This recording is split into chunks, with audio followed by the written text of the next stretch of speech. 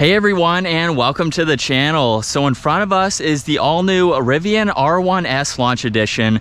It's finished off in Cap Granite, and we'll go over the MSRP once we go over all the specs and features and get this fully electric SUV out on the road. So let's start off with what powers this. It has a 128.9 kilowatt lithium-ion battery pack, paired with 4 electric motors. So there's 2 up front, 2 in the rear, making this all-wheel drive, so 1 for each motor.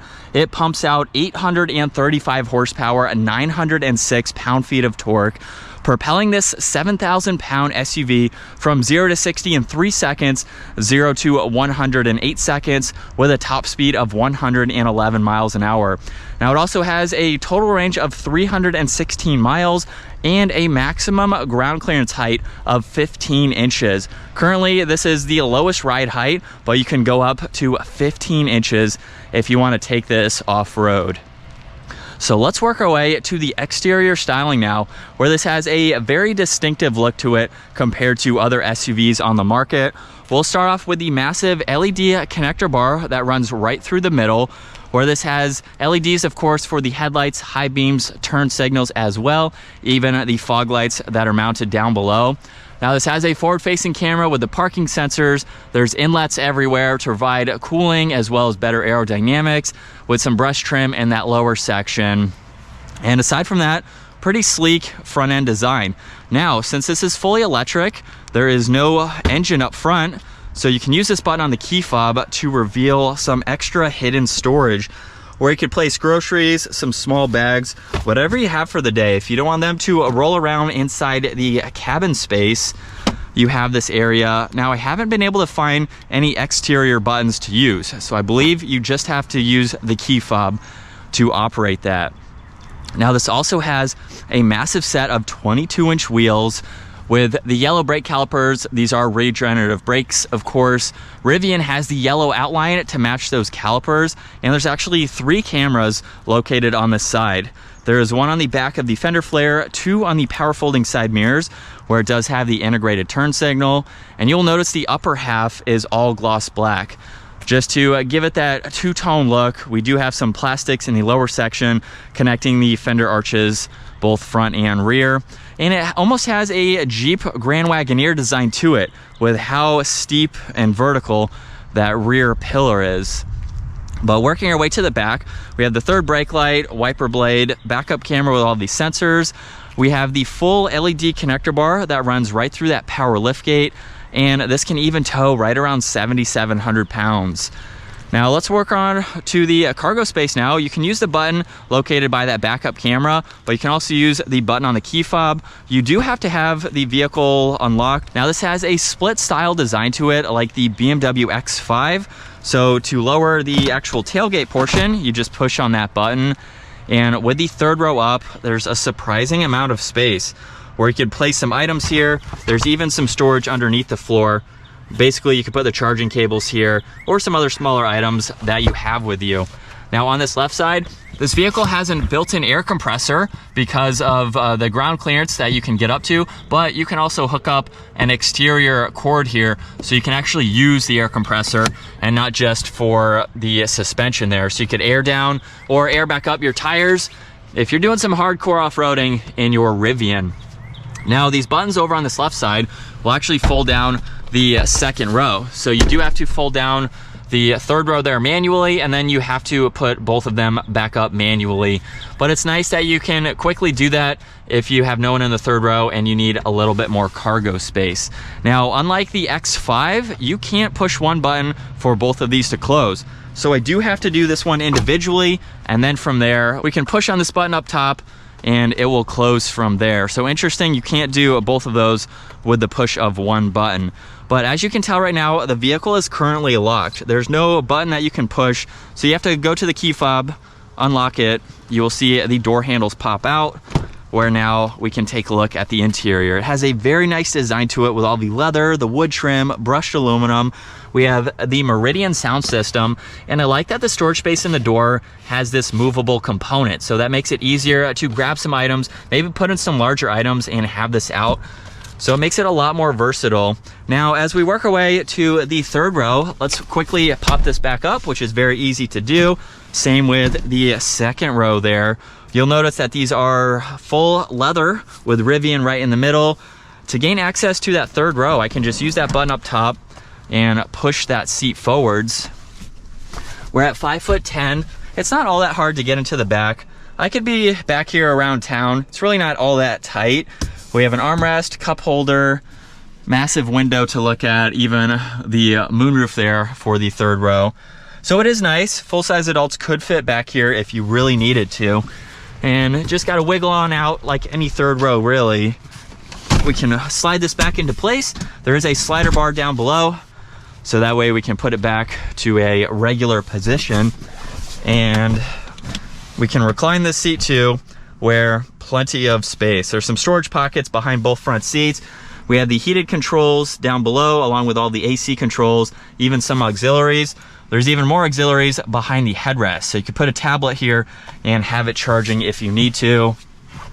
There's the armrest in the middle with 2 cup holders. No storage space in the back section, which is interesting to see. But you can also fold down this middle seat. So if you need a little bit more space, maybe you have the third row folded down, you have some longer items, you can put those through as needed.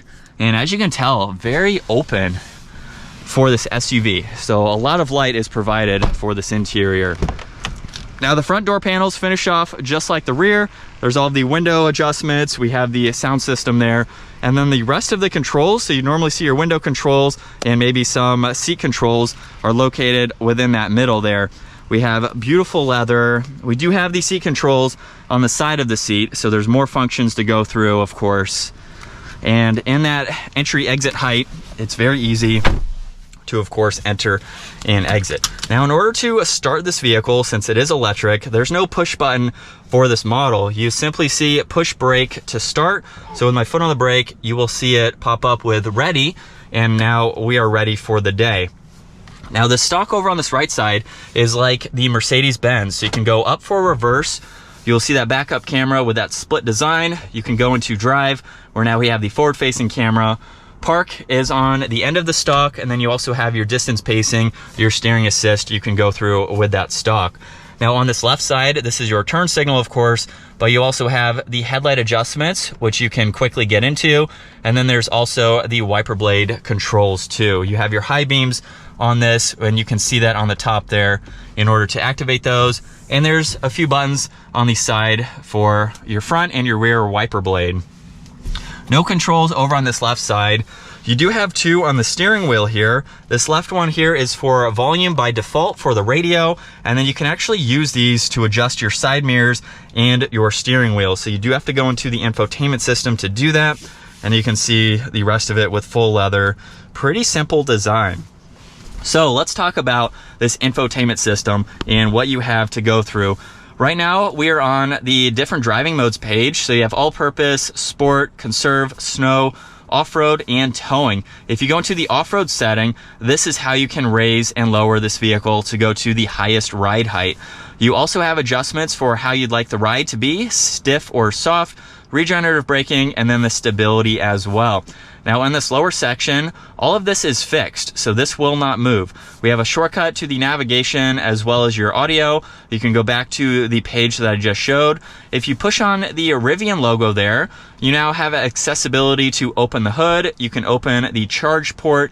This is how you can adjust the steering wheel and the mirrors. And then we even have the lights that you can go into as well. And if I push on this, now we have some trip information, and you can monitor all of this, all of those stats there, like the exterior color. It's the Launch Edition. We have the 22-inch wheels as well as the extended battery pack. So that's basically a mini window sticker that you can take a look at. You have all of these settings that you can go into, and then you have even more shortcuts. We have the camping settings, so you have all the lights you can use, the outlets, so if you need to power any equipment while you are out camping. You can also look at your energy usage, go into settings, your phone too. So it's nice that you don't have all of those down below, but you can quickly get to those as needed. And then we can quickly get into all the climates, heated and ventilated seats, heated steering wheel. You can go to the rear climates as well and adjust all of this information.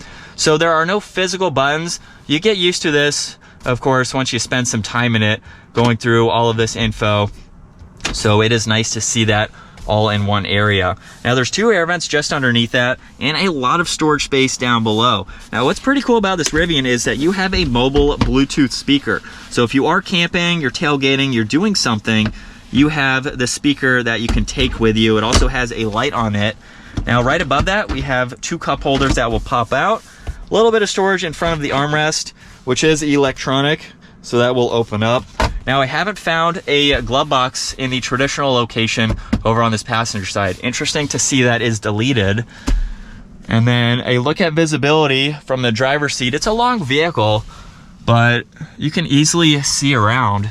And we have a few call buttons up top and then the full Alcantara headliner as well. And then with another acceleration, you can just see the speedometer climb and climb. It doesn't feel quick because it is a heavy vehicle, but it can get up and move. So for $80,000, you are getting a lot of performance for this vehicle. You're also getting a extremely practical vehicle too, as far as being a 3-row SUV. It can tow. Now, as far as towing with an electric vehicle, you're going to be losing significant battery life depending on what you are towing. So the towing technology for electric vehicles is not really there yet. You might be able to tow around the city. Long distances, that is going to be a completely separate story. Now, I'm not trying to bash electric vehicles in any way. You have your own opinion with gasoline versus the electric vehicles. To me, I'm not a huge fan because of the range. This has 316 miles, which is a good bit for an electric vehicle. However, if you're going out of town, you have to plan your trip accordingly. So if you plan it right, you know, it can make it easier and less inconvenient than running out and having no electric station to get to in order to charge this. So if you're buying an electric vehicle, you have to take that into consideration, just like if you're buying a combustion engine vehicle, of course, taking into consideration, you know, other variables. So for this, I think it's nice. It drives very nice. I love the unique exterior design. If you want something that is unlike any other vehicle on the road, this is a pretty cool option to go with. And I do like how the interior is very plain and simple, but it has very nice materials too. So it's not cheap, it just has that simple design to it. And then as far as trying to make a quick U-turn here, we have the camera system, which of course is nice to see. And then with the visibility, very, very easy to see. So let's do one last acceleration. And that is going to wrap it up for this Rivian R1S Launch Edition. Once again, a huge shout out to Carolina Auto Direct for providing this vehicle for me today. Check out their website, that link is down below. Give the video a huge thumbs up if you enjoy it. Smash that subscribe button so you don't miss out on our daily uploads. And I will see you all in the next video.